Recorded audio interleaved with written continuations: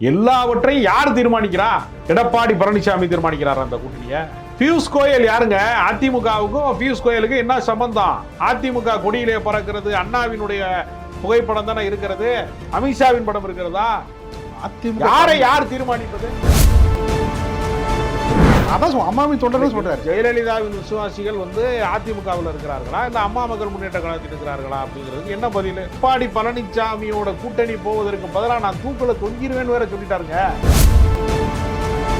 பசுமைவாடிச்சாலையில் இருக்கிற எதிர்க்கட்சி தலைவர் எடப்பாடி பழனிசாமி அவர்களை சந்திப்பதற்காக பியூஷ் கோயல் தலைமையில் நாங்கள் காத்துக்கிட்டு இருக்கிறோம் பேசியிருக்கிறாங்க. செய்திகளை சந்திப்புல வானதி நீங்க சொல்றீங்களா காத்து யார் யாருக்கு காத்திருக்கிறார்கள் என்பதை பத்தி நான் பேசலாம். யார் வேண்டுமானாலும் யாருக்காக யாரை ஆளுமை செய்கிறார்கள், யார் முடிவெடுக்கக்கூடிய அதிகாரம் யாருக்கு இருக்கிறது, டிசைடிங் அத்தாரிட்டி யாரா இருக்கிறாங்க, அதை தானே நம்ம பேசுறோம். அதுதான் சார் அதிமுக தலைமையில தானே அவங்க சொல்றாங்க சார். அதிமுக தலைமையில தான் சந்திக்க போகணும்னு சொல்றாங்க. அவங்க கூட்டணி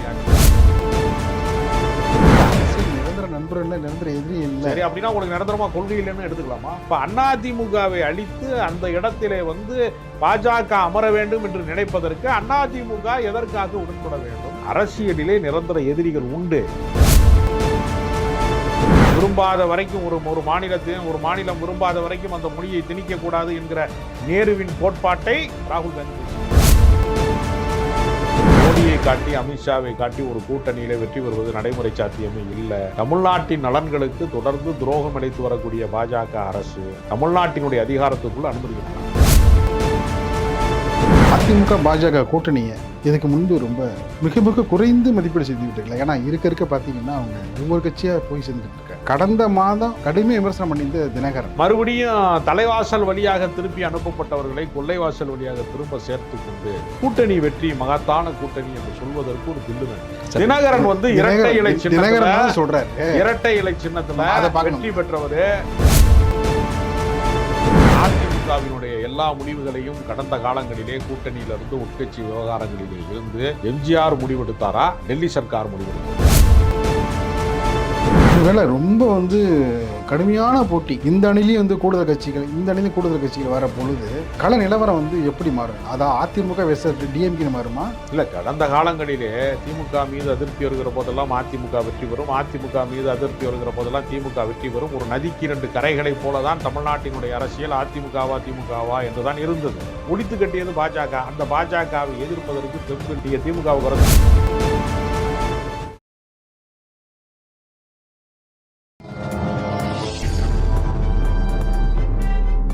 பத்திரிகை.com நேயர்களுக்கு இனிய வணக்கம். பரபரப்பான அரசியல் சூழலில் நம்மோடு இணைந்திருப்பவர் விமர்சகர் ராஜகம்பீரன் அப்பாஸ் அவர்கள். வணக்கம் சார். வணக்கம். நல்லா இருக்கீங்களா சார்?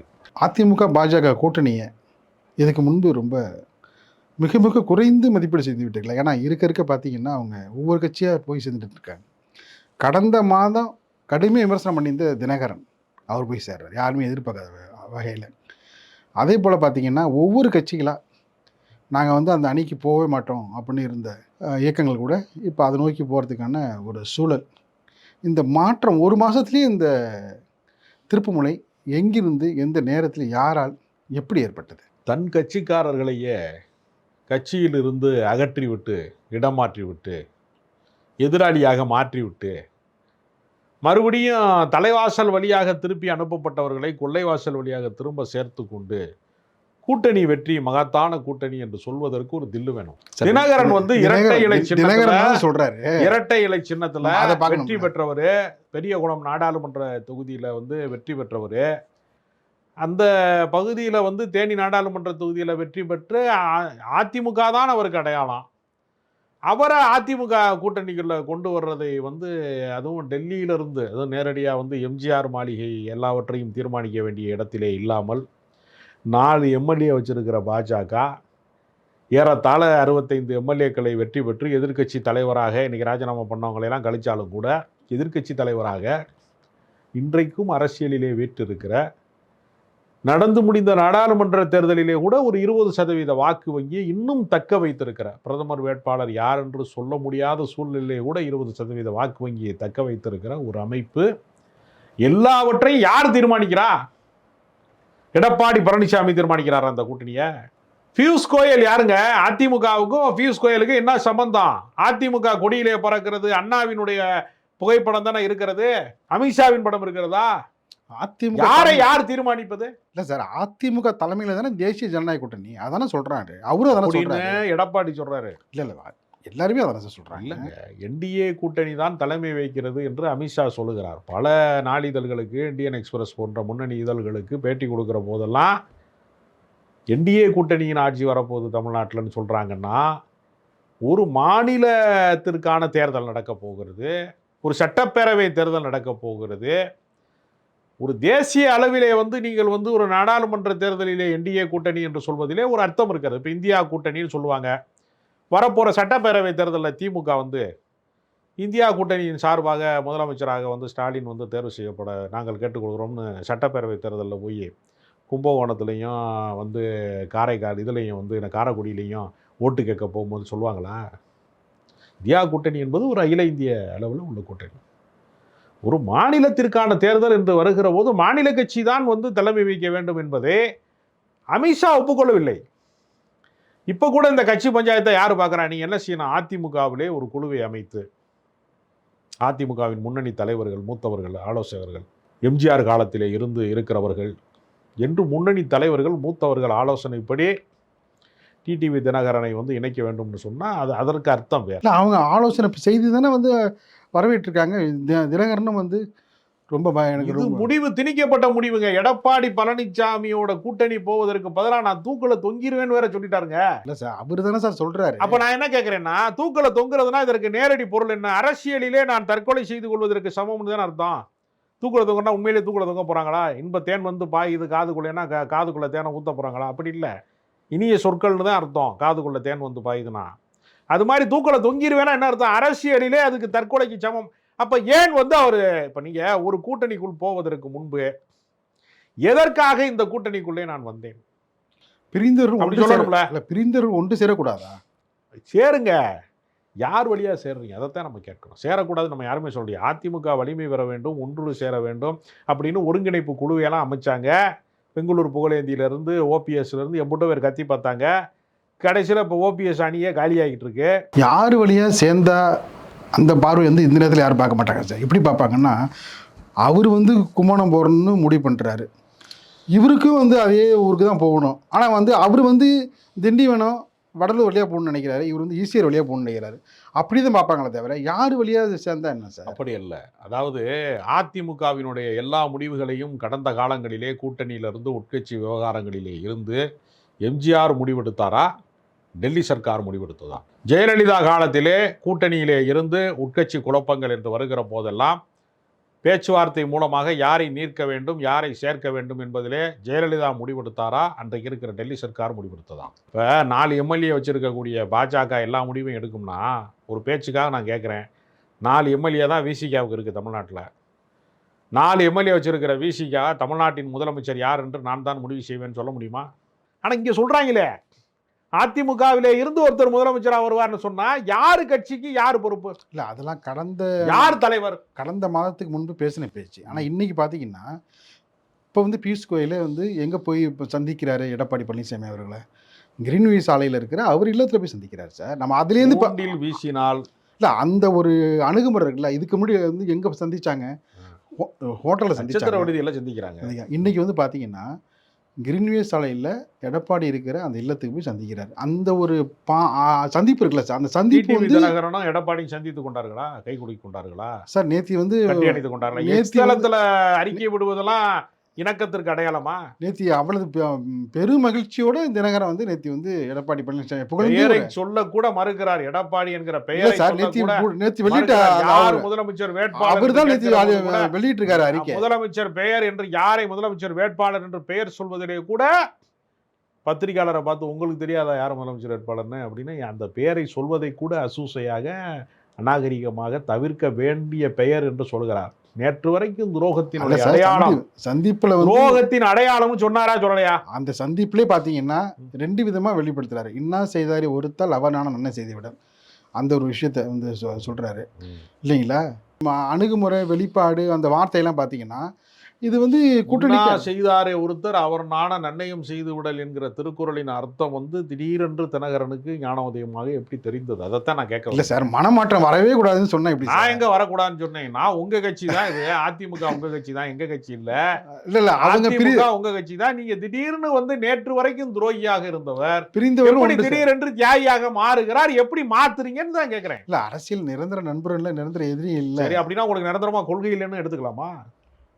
தேர்தல் நேரத்துல வந்து நான் அதை பார்ப்பதற்கான சூழ்நிலை இல்லையா? அதுங்க அரசியலிலே நிரந்தர எதிரி இல்லை என்று சொல்ல முடியாது. காங்கிரஸுக்கு நிரந்தர எதிரி பாஜக, பாஜகவிற்கு நிரந்தர எதிரி காங்கிரஸ். பாஜகவும் காங்கிரஸும் கூட்டணி போக முடியுமா?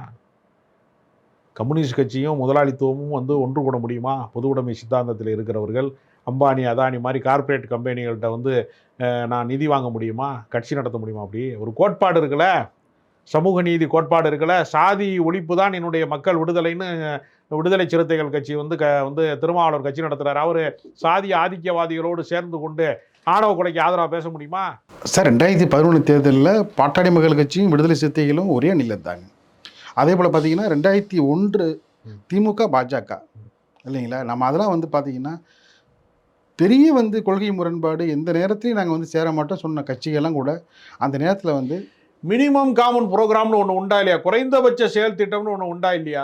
அது இருக்கு சார். திமுக பாஜகவோடு சேர்ந்தாலும் ராமர் கோயில் கட்டுவதை நாங்கள் ஏற்கவில்லை, சிறுபான்மை மக்களுக்கு எதிரான வந்து வன்முறைகளை நாங்கள் ஏற்கவில்லை, மத கலவரங்களை ஏற்கவில்லை, அந்த கோட்பாட்டு ரீதியாக ஏற்கவில்லை என்பதையெல்லாம் சொல்லிட்டு நிர்வாக ரீதியான அதிகார பகிர்வு ரீதியான ஒரு கூட்டணி என்றுதான் அவர்கள் ஒப்புக்கொண்டார்களே தவிர, அதிமுக காரன் மாதிரி வந்து திருப்பரங்குன்றத்தில் வந்து தீபத்தூணில் ஏற்றாமல் வந்து சர்வே கல்லில் தான் ஏற்றணும்னு பாஜக சொன்னால், ஆமாம் சர்வே கல்லில் தான் ஏற்றணும்னு இவன் சொல்கிறான். வில்லுப்பாட்டுக்காரங்க பாடும்போது என்ன சொல்லுவான்? அவர் நடந்து சென்றார் அப்படின்னு சொன்னால், ஆமாம் நடந்து போனார் அப்படின்னு சொல்லுவான்ல. தனி கொள்கை வேண்டாமா உங்களுக்கு? தனித்துவம் வேண்டாமா? இஸ்லாமிய நாடு மலேசியா நாடு, அந்த நாட்டில் அவங்களுடைய அடையாளமாக 10 மலை முருகன் கோயிலை சொல்கிறாங்க. அப்படிங்கிற ஒவ்வொரு நாடும் இப்போ கிடையாதுங்க. அவர் வழிபாடுங்க. அதுக்காக இஸ்லாமிய நாட்டில் போய் நான் கும்பிட போறேன் அவன். இஸ்லாமிய கிடையாது. இஸ்லாமிய நாட்டில் 10 மலை முரண்பாடுகள் உலகம் முழுக்க இருக்கிறது. ஆனால் முரண்பாடுகளில் தனித்தன்மை கரைந்து விடக்கூடாது. என்னுடைய தனித்தன்மையை நீங்கள் கலைத்து விடக்கூடாது. அதிமுகவின் தனித்தன்மை கலையாமல் கூட்டணிக்கு எந்த கட்சியோடு போனாலும் அதில் பிரச்சனை கிடையாது. நீங்கள் தனித்தன்மை இல்லாமல் நீங்கள் இன்னொரு கட்சியோடு கரைந்து போகிறீர்கள் என்று சொன்னால் அது உங்களுடைய எதிர்காலத்திற்கு சரியானதாக அமையுமா அப்படிங்கிற கேள்வி தான். இல்லை சார், கூட்டணி தான். அவங்க என்ன சொல்கிறாங்க தெளிவாக வந்து கூட்டணி தான். ஒரு கட்சியை வந்து இன்னொரு கட்சி அவ்வளோ சீக்கிரம் வந்து அதை கைப்பற்றவோ அதை வந்து அபகரிக்கவோ கரைக்கவோ எந்த சூழல்லையும் அதிமுக முடியாது என்று நம்ம சொல்கிறோம். பல மாநில கட்சிகளை, சிவசேனா மாதிரி பல கட்சிகளை, தங்கள் கருத்தியல் கொண்டிருக்கிற கட்சிகளை கூட பாஜக உடைத்திருக்கிறது. எந்த கட்சியோடு கூட்டணி போனாலும் அந்த கட்சியில் நாங்கள் போய் இணைந்ததற்கு பின்பு முதன்மை கட்சியாக இருக்கிறது இரண்டாம் தர கட்சியாக மாறிவிடும், நாங்கள் முதன்மை கட்சியாக மாறிவிடுவோம் என்று பாஜகவினுடைய மாநில பொதுச் செயலாளர் ராமசீனிவாசன் பகிரங்கமாகவே சொல்றாரு. இப்போ அதிமுகவை அழித்து அந்த இடத்திலே வந்து பாஜக அமர வேண்டும் என்று நினைப்பதற்கு அதிமுக எதற்காக உடன்பட வேண்டும், எதற்காக வழிவிட வேண்டும், எதற்காக கரைந்து விட வேண்டும் என்கிற கேள்வியை தான் நம்ம கேட்க விரும்புகிறோமே தவிர, அரசியலிலே நிரந்தர எதிரிகள் உண்டு, நிரந்தர நண்பர்களும் உண்டு. மதச்சார்பின்மை என்கிற ஒரு கோட்பாட்டின் அடிப்படையில் தான் திமுகவும் காங்கிரஸும் உடன்பாடு வைத்திருக்கிறது. ஒரு கொள்கை உடன்பாடு இருக்கிறது. சமூக நீதி கோட்பாட்டை வந்து ராகுல் காந்தி ஆதரிக்கிறார். மொழி கோட்பாட்டிலே கடந்த காலத்திலே காங்கிரஸ் செய்த வரலாற்று பிழைகளை சரி செய்வதற்கான வாய்ப்பாகத்தான் ராகுல் காந்தி இன்றைக்கு மொழியை திணிக்கக்கூடாது என்று சொல்லுகிறார். விரும்பாத வரைக்கும் ஒரு மாநிலம் விரும்பாத வரைக்கும் அந்த மொழியை திணிக்கக்கூடாது என்கிற நேருவின் கோட்பாட்டை ராகுல் காந்தி பேசுவார். திமுக ஆட்சி பொற்கால ஆட்சி அப்படின்னு சொல்லிட்டு 2001 அன்றைக்கு இருந்த பாஜக மாநில இலகணேசன் அவர்கள் வந்து தொடர்ந்து பேசிகிட்டே இருந்தார். ஏன்னா வந்து அன்றைக்கு இருந்த ஒவ்வொரு விதமான நடவடிக்கையை அவரோட செயல்பாட்டெலாம் பார்த்து சொல்லியிருந்தார். அப்போ வந்து இதே போன்ற ஒரு பேச்சு இருந்தது. பாஜக மெல்ல மெல்ல திமுகவை கபலீகர செய்ய பார்க்கிறது, அபகரிக்க பார்க்கிறது. இல்லை, அந்த குற்றச்சாட்டிற்கு எந்த முகாந்திரமும் இல்லை. ஆனால் ஆளுமை மிக்க தலைவராக எமர்ஜென்சி மாதிரி மிகப்பெரிய நெருக்கடியான காலகட்டங்களிலே எம்ஜிஆர் மாதிரியான காந்த சக்தி மிக்க மாபெரும் தலைவர்கள் வலம் வந்த காலகட்டத்திலே கட்சியை காப்பாற்றக்கூடிய வல்லமை, வலிமை, ஆளுமை திறன் கலைஞரிடத்திலே இருந்தது. கலைஞர் போன்ற ஆளுமைகள் இருக்கிற போது அந்த சந்தேகம் நமக்கு வர வாய்ப்பில்லை. இல்லை, இதே போன்ற ஜெயலலிதா போன்ற ஆளுமைகள் இருக்கிற வரைக்கும் பாஜக அதை கைப்பற்றி விட முடியாது. பியூஷ் கோயல் வந்து ஜெயலலிதா வீட்டு வாசலிலே காத்து கிடந்தது தான் வரலாறே தவிர அவர்கள் வந்து கட்சியை கைப்பற்றவே முடியாது. ஆனால் இன்றைக்கு என்ன நிலைமை என்றால் இவர்கள் போய் டெல்லியிலே போய் பார்க்கிறார்கள், தனித்தனியாக பார்க்கிறார்கள். இன்னைக்கு வானதி சீனிவாசன் கொடுத்த நேர்காணல் பார்த்தீங்கன்னா, பசுமை வழிச்சாலையில் இருக்கிற எதிர்க்கட்சி தலைவர் எடப்பாடி பழனிசாமி அவர்களை சந்திப்பதற்காக பியூஷ் கோயல் தலைமையில் நாங்கள் வந்து காத்துக்கிட்டு இருக்கிறோம் அப்படின்னு இன்னைக்கு வந்து அவங்க பேசியிருக்கிறாங்க செய்தியாளர் சந்திப்பில் வானதி சீனிவாசன். நீங்க சொல்றீங்களா காத்து யார் யாருக்கு காத்திருக்கிறார்கள் என்பதை பத்தி நான் பேசல. யார் வேண்டுமானாலும் யாருக்காக இல்ல சார், யார் யாரை ஆளுமை செய்கிறார்கள், யார் முடிவெடுக்கக்கூடிய அதிகாரம் யாருக்கு இருக்கிறது, டிசைடிங் அத்தாரிட்டி யாரா இருக்கிறாங்க, அதைத்தானே நம்ம பேசுறோம். அதுதான் சார், அதிமுக தலைமையில தானே அவங்க சொல்றாங்க சார். அதிமுக தலைமையில தான் சந்திக்க போறோம்னு சொல்றாங்க. அவங்க கூட்டணி ஆட்சின்னு பேசுறாங்க. அதாவது என்டிஏ உடைய ஆட்சி நடைபெற போகுதுன்னு அவங்க பேசுறாங்க. 4 எம்எல்ஏ வச்சிருக்கிறவங்க எப்படி ஆட்சி நடத்துவாங்க தமிழ்நாட்டில் அப்படின்னா, அப்போ அவர்கள் எதிர்காலத்திலே எம்எல்ஏக்களை விலைக்கு வாங்கி பல மாநிலங்களிலே கட்சிகளை உடைத்த வரலாறு கொண்டிருக்கிறவர்கள், குறுக்கு வழியிலே பல வேலைகளை செய்தவர்கள், சகுனி வேலைகளை அரசியலிலே செய்தவர்கள், அவர்கள் பல கட்சியை உடைத்த அந்த ஃபார்முலாவை தமிழ்நாட்டிலே பயன்படுத்தி பார்க்க வேண்டும். திமுக தோற்றுவிட்டால் தமிழ்நாட்டிலே பாஜக ஆட்சி தான் என்கிற கனவோடு அவர்கள் காத்திருக்கிறார்கள். அதுக்கு வந்து அதிமுக அவ்வளவு சீக்கிரம் இடம் கொடுக்குமா? இடம் கொடுத்துருச்சுல. நீங்க நாடாளுமன்ற தேர்தலில் எதற்காக நான் பாஜகவை விட்டு வெளியேறினேன் என்பதற்கான விளக்கத்தையும் எடப்பாடி சொல்லல. மறுபடியும் போய் சேர்ந்ததுக்கும் எந்த விளக்கத்தையுமே சொல்லலை. இப்ப நீங்க தினகரன் சொன்னாரா நான் ஏன் மீண்டும் என்டிஏ கூட்டணியில சேர்ந்தேன்னுங்கிறதுக்கு ஏதாவது கொள்கை விளக்கம் சொன்னாரா? ஒரு விளக்கம் இல்லையா. சிபிஐல வழக்கு இருக்கு. ஏற்கனவே தேர்தல் சின்னத்திற்கு வந்து லஞ்சம் கொடுக்க முயன்றார் என்ற ஒரு வழக்கு இருக்கு. ஏற்கனவே வருமானத்துக்கு அதிகமான சொத்துக்கள் சேர்க்கிற வழக்கு இருக்கு. ஏற்கனவே சிபிஐல வழக்கு இருக்கு. திகார் ஜெயிலுக்கு போகிறாயா, என்டிஏ கூட்டணிக்கு வருகிறாயான்னு 2 கேள்வி தான் இருக்கு. அதில் திகார் ஜெயிலில் போய் இருக்க முடியாது, வயசாகி போச்சு, 60 வயசுக்கு மேலே. இதே கேள்வி பார்த்தீங்கன்னா சார், கமலஹாசன் வந்து திமுக கூட்டணிலையும் வந்து ஜாயின் பண்ணார். அதுக்கு முன்னாடி மாறுபட்ட நிலைப்பாடு, முரண்பட்ட பார்வை அப்படிங்க. கமலஹாசன் வந்து அப்போ வந்து என்ன விளக்கம் பேசினாரு. ஒரு மாநில கட்சியை தொடங்குகிற போது அந்த மாநில கட்சியினுடைய ஆட்சியை முடிவுக்கு கொண்டு வர வேண்டும் என்று இன்னொரு மாநில கட்சி தொடங்குறவங்க பேசுவது என்பது யதார்த்தம் தான். ஆனால் பாஜக அவருக்கு வலை விரித்தது. ராஜ்யசபா உறுப்பினர் தருகிறேன் என்று அவரோடு பேசி பார்த்தார்கள். அங்கு வந்து அவர் மடங்காமல், மசியாமல், அதற்கு இடம் தராமல் இந்தியா கூட்டணி தான் சரியான முடிவு என்று கொள்கை அடிப்படையில் தான் அவர் இந்த கூட்டணியை தேர்வு செய்திருக்கிறார். அவருக்கு பாஜகவில் இளையராஜா வந்து அரசியல் செயல்பாடு அற்றவர். அவருக்கு ராஜ்யசபா கொடுக்குறப்ப கமலஹாசன் அரசியல் செயல்பாடு மிக்கவராக இருக்கிற போது அவருக்கு கொடுக்க மாட்டாங்களா பாஜகவில்? பாஜகவோடு எனக்கு உடன்பாடு இல்லை, நான் மதச்சார்பற்ற கொள்கைக்கு சொந்தக்காரன், பாபர் மசூதி இடித்த போது நான் அன்றைக்கு பிரதமராக இருக்கிற நரசிம்மராவை சந்தித்து என் கண்டனத்தை பதிவு செய்தேன் என்று சொல்லக்கூடியவராகவும் அவர் இருக்கிறாரு. திரைப்படத்தில் தான் அவர் இஸ்லாமியருக்கு எதிராக படம் எடுத்ததாக குற்றச்சாட்டு இருக்கிறதே தவிர நடைமுறையில் அவர் வந்து அரசியல் ரீதியாக அவர் பாஜக பக்கம் போவதற்கு அவர் விரும்பவில்லை. அதனால் அவர் இந்த கூட்டணி, அதனால் அதுவும் கொள்கை சார்ந்தது தான். அதனால் கமலஹாசனுடைய முரண்பாடையும் நம்ம வந்து அதிமுக பாஜகவுக்குள்ளே இருக்கக்கூடிய முரண்பாட்டையும் ஒப்பிட முடியாது. ஏன்னா அதிமுக ஒரு மாபெரும் இயக்கம், மக்கள் நீதி மையம் வந்து பெரிய ஆண்ட இயக்கம் அல்ல, ஆட்சி செய்த இயக்கம் அல்ல, வலிமை பெற்ற இயக்கம் அல்ல. அது வேறு, அது ஒரு துணைநிலை அமைப்பு மாதிரி இருக்குது. தமிழ்நாட்டில் 4% வாக்குகளை பெறுகிற கட்சிகள் என்பது வேறு. அவங்க பொதுக்குழு செயற்குழுவே பொதுக்குழு செயற்குழுலேயே பார்த்தீங்கன்னா அதிமுக ரொம்ப தெளிவாக சொல்கிறாங்க, எங்களை வந்து யாரும் கட்டுப்படுத்த முடியாது, எங்களை வந்து யாரும் வந்து விலைக்கு வாங்க முடியாது, அவளது வந்து ரொம்ப இலக்காரமான இயக்கம் கிடையாது அதிமுக அப்படின்னு சொல்லிட்டு எடப்பாடி பேசுகிறாரு. சிவி சண்முகம் தொடர்ந்து பேசி தான் இருக்கிறாங்க. எந்த காலத்தையும் நீங்க நடக்காத அளவிலே பேசி கொண்டிருக்கிறார்கள். ஆனால் வழக்கு என்று வருகிற போது சரணடைந்து விடுகிறார். இல்லை, சமீபத்தில் போட்ட பொதுக்குழுவில் கூடவே இருந்து என்ன பல்வேறு விதமான துரோகங்களை பண்றாங்க ரொம்ப கடுமையான வார்த்தையெல்லாம் உபயோகிக்க. யாரை சொன்னாரு? அது யாரை சொன்னா உங்களுக்கு நல்லாவே தெரியும். யாரை சொன்னாங்க? நான் கூடவே இருந்து பல்வேறு விதமான துரோகங்களை செய்றீங்க அப்படின்னு சொல்லிட்டு ரொம்ப கடுமையான வார்த்தை. பாஜகவை எதிர்க்காமல் தேசிய கட்சிகளுக்கு சாமரம் வீசுகிற வெண்சாமரம் வீசுகிற இடத்திலே இருந்து கொண்டு மாநில அரசியலை செய்வது என்பது காங்கிரஸை எதிர்த்து தான் திமுக வந்து தமிழ்நாட்டிலே வந்து நிலை பெற்றது. தேசிய அளவிலே இன்றைக்கும் கூட பாஜகவை எதிர்ப்பதன் வழியாக தான் திமுக வலிமை பெற்றுக் கொண்டிருக்கிறது. இன்னைக்கு மக்கள்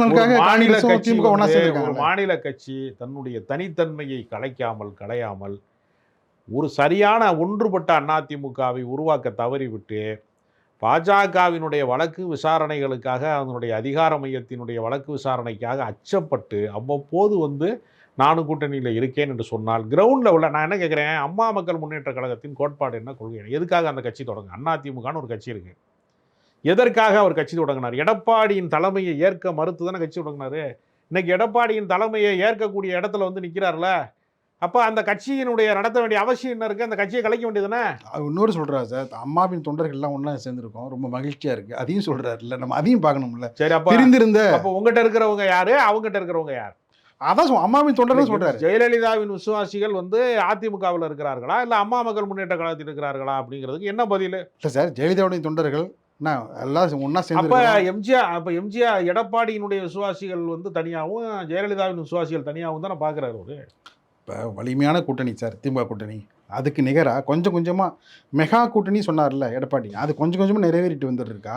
ஏங்க, தன் கட்சியில் இருந்தவனையே வெளியே அனுப்பிட்டு மறுபடியும் சேர்ப்பது எப்படிங்க மெகா கூட்டணியாக இருக்கும்? இல்லை சார், மற்ற கட்சிகளை வேற எந்த கட்சி இருக்கு? பாமக இன்றைக்கு முழுமையாக இல்லை, அப்பா, இல்லப்பா. இணைந்து பாதியாக வந்திருக்கிறது. அது வந்து தேர்தலுடைய ஆணையம் வந்து யாருக்கு சின்னம் வழங்க போகிறது, யாரை அங்கீகரிக்க போகுது என்பது உச்சநீதிமன்ற வழக்குக்குள்ளே இருக்குது, நீதிமன்றத்தினுடைய விசாரணைக்குள்ளே இருக்கிறது. யார் உண்மையான பாமக என்பது எப்போ தெரியப்படுத்துவாங்கன்னே தெரியல. நீங்கள் வந்து அதாவது பார்த்தீங்கன்னா அதிமுக பாஜக கூட்டணியை ரொம்ப ரொம்ப மிக மிக வந்து குறைத்து எடை போடுற போலவே நீங்கள் பேசுகிறீங்க. இல்லை, அதாவது பார்த்தீங்கன்னா திமுகவில் இருக்கக்கூடிய கூட்டணி என்பது திடீர் கூட்டணி அல்ல. அது ஏறத்தாழ 9 ஆண்டுகளுக்கு மேலாக தொடர்ச்சியாக இயங்கி கொண்டிருக்கிற ஒரு கூட்டணியாக இருக்குது. அப்போ நீண்ட காலமாக எத்தனையோ முரண்பாடுகள் வந்தாலும் அதில் வந்து ஒரே அணியாக இருப்பவர்கள். நீங்கள் இப்போ இந்தியா கூட்டணி ஏன் தோற்றுறது? முரண்பட்டவர்களை பூரா ஒன்று சேர்க்கு திடீர்னு நீங்கள் வந்து ஒருத்தர் போகிறாரு, இந்த இந்தியா கூட்டணியை உருவாக்கின நிதிஷ்குமார் வெளியேறிட்டாரு அப்படின்லாம் குழப்பம் வருகிற போது அந்த கூட்டணி வந்து வெற்றி பெறல. கான்கிரீட்டான கூட்டணி, உறுதியான கூட்டணி தான் வெற்றி பெறும். அப்போ உறுதியான கூட்டணியாக ஒன்றை காட்டுகிற போது அது வெற்றி பெற்று விட்டது. இப்போ எப்படி இந்தியா கூட்டணிக்கு ஒரு முழுமையான முகம் இல்லாமல் இருந்ததோ, அதனுடைய விளைவாக அது மிகப்பெரிய தோல்வியை சந்தித்ததோ, அதே மாதிரி அதிமுக கூட்டணியில் ஒரு முழுமை பெறாத கூட்டணியாக அது தொடர்கிறது. அது தொடர்கிற வரைக்குமே அந்த கூட்டணி வெற்றி பெறுவதற்கான சாத்தியங்கள் பெறுவது ரொம்ப ரொம்ப கடினம். ஒருவேளை ரொம்ப வந்து கடுமையான போட்டி இருக்க பார்த்தீங்கன்னா இந்த அணிலையும் வந்து கூடுதல் கட்சிகள், இந்த அணிலையும் கூடுதல் கட்சிகள் வர பொழுது கள நிலவரம் வந்து எப்படி மாறும்? அதான் அதிமுக வெர்சஸ் டிஎம்கே மாறுமா? இல்லை, கடந்த காலங்களிலே திமுக மீது அதிருப்தி வருகிற போதெல்லாம் அதிமுக வெற்றி பெறும், அதிமுக மீது அதிருப்தி வருகிற போதெல்லாம் திமுக வெற்றி பெறும். ஒரு நதிக்கு 2 கரைகளைப் போல தான் தமிழ்நாட்டினுடைய அரசியல் அதிமுகவா என்று தான் இருந்தது. ஒரு கரையை பாஜக உடைத்து விட்டது. அந்த கட்சியை வந்து ஓபிஎஸ் அணி, நீங்கள் வந்து இந்த யார் கூவாத்தூரிலே வந்து இவர் முதலமைச்சராக வேண்டும் என்று முன்மொழிந்தார்களோ அந்த சசிகலாவை நீ அதிமுகவே கிடையாதுன்னு சொல்கிறாங்களா இல்லையா? 2027 வரைக்கும் அவர்களுக்கு வழக்கு இருக்கிறது, தேர்தலில் போட்டியிட முடியாது, களத்துக்கு வரவே முடியாது என்கிற நிலைமை ஒரு பக்கம் வந்து சட்டத்தின் வழியாக ஒரு பக்கம் உருவாகிவிட்டது. ஆனால் சசிகலா என்ன சொல்கிறாங்க, என்ன மறந்துட்டாங்க, ஆனால் வந்து நான் என்னென்ன வேலை செய்யணுமோ எல்லா வேலையும் செஞ்சுட்டு இருக்கேன். ஜெயலலிதா திமுக என்னை மறந்து விட்டது என்று சசிகலா சொல்றார். உண்மையிலேயே அதிமுகவே உங்களை மறந்துருச்சே. திமுக மறந்தா பரவாயில்லையே. நீங்கள் இருந்த இவ்வளோ ஆண்டு காலம் இருந்த நிழல் அரசாங்கத்தை நடத்தி கொண்டு இன்னொரு ஜெயலலிதாவாக வர வேண்டிய உங்களை ஒழித்து கட்டியது பாஜக. அந்த பாஜகவை எதிர்ப்பதற்கு தெம்பில்லை, திராணி இல்லை, ஒரு மாற்று கருத்து சொல்வதற்கான மன வலிமை இல்லை. நீங்கள் திமுகவை குறை சொல்ல வந்தீங்க. அதிமுக என்று ஒன்று இருந்தால் தானே திமுக எதிர்க்க முடியும். அதிமுகவே உடைந்து போய் அது ஒரு கொங்கு மண்டல கட்சியாக மாறி நிற்கிறது. இந்த பக்கம் வந்து தென் மாவட்டங்களிலே முக்குளத்தோர்களுடைய வாக்கு வங்கி சிதறடிக்கப்பட்டிருக்கிறது. அது வலிமையான இயக்கமாகவே இல்லை. பல இடங்களிலே இரட்டை இலை 3வது இடத்துக்கு தள்ளப்பட்டது, டெபாசிட் இழந்திருக்கிறது என்று சொல்லக்கூடிய அளவுக்கு நாடாளுமன்ற தேர்தலிலே நகர்த்தப்பட்டிருக்கிறது, வீழ்ச்சி உற்றிருக்கிறது என்று சொல்லுகிற போது இந்த அதிமுகவை வைத்து கொண்டெல்லாம் திமுகவை வீழ்த்துவது என்பது பகல் கனவு. இல்லை சார், இப்போ தினகரனுடைய வருகை அதன் மூலிமா வந்து தென் மாவட்டங்களில் மீண்டும் வந்து ஒரு பலமாக வந்து இந்த அணி வந்து கிரவுண்ட் லெவலில் எடப்பாடி எதிர்ப்பை தொடர்ந்து பேசி உருவாக்கப்பட்ட அமமுக மாதிரி ஒரு இயக்கத்தினுடைய தொண்டர்கள் எடப்பாடியை முதலமைச்சர் ஆவதற்காக களத்திலே வேலை செய்வார்கள் என்று நம்ப முடியாது. எடப்பாடி வந்து டிடிவி தினகரன் வந்து அவர் சார்ந்திருக்கிற பகுதிகளிலே அவருக்கு வழங்கப்பட வேண்டிய தொகுதிகளுக்குள்ளே போய் பிரச்சாரம் செய்வாரா என்பது சந்தேகத்துக்குரியது. இல்லை சார், கூட்டணின்னு வந்தால் அதில் வந்து டிடிவி தினகரன் மட்டும் இல்லை, அந்த அதிமுக கூட்டணியில் இருக்கிற எல்லாருமே பார்த்தீங்கன்னா இந்த கூட்டணியில் வந்து அவ்வளவு தர்மத்தோட தேர்தல்களிலே தமிழ்நாட்டிலே மோடியின் முகத்தை மறைத்து வைத்து அமித்ஷாவின் முகத்தை மறைத்து வைத்தால்தான் ஓட்டு கிடைக்கும் என்கிற நிலைமை தான் தமிழ்நாட்டிலே இருக்கிறது. மோடியை காட்டி அமித்ஷாவை காட்டி ஒரு கூட்டணியிலே வெற்றி பெறுவது நடைமுறை சாத்தியமே இல்லை. தமிழ்நாட்டின் நலன்களுக்கு தொடர்ந்து துரோகம் இழைத்து வரக்கூடிய பாஜக அரசு நமக்கு தரப்பட வேண்டிய நிதியில் இருந்து எல்லாவற்றிற்கும் நமக்கு எதிர்நிலைப்பாட்டை கொண்டிருக்கிறவர்களை தமிழ்நாட்டு மக்கள் ஏற்றுக்கொள்ள மாட்டார்கள். அதனுடைய தொடர்ச்சியாக அதிமுக வருகிறது, அமமுக வருகிறது என்று சொன்னால் பாஜக வெறுப்பின் வழியாக தமிழ்நாட்டு அரசியலிலே ஒரு எதிர்ப்பு நிலை இருக்கிறது. அந்த எதிர்ப்பு நிலைக்கான விலையை வந்து இவர்களும் கொடுக்க வேண்டி வரும்.